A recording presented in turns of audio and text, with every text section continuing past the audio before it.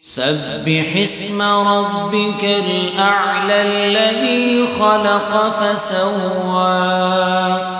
والذي قدر فهدى والذي أخرج المرعى فجعله غثاء أحوى سنقرئك فلا تنسى إلا ما شاء الله إنه يعلم الجهر وما يخفى ونيسرك لليسرى فذكر إن نفعت الذكرى سيذكر من يخشى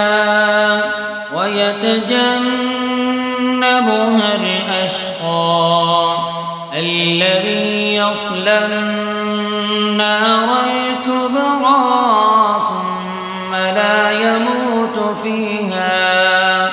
ثم لا يموت فيها ولا يحيا قد أفلح من تزكى وذكر اسم ربه فصلى بل تؤثرون الحياة الدنيا والآخرة خير وأبقى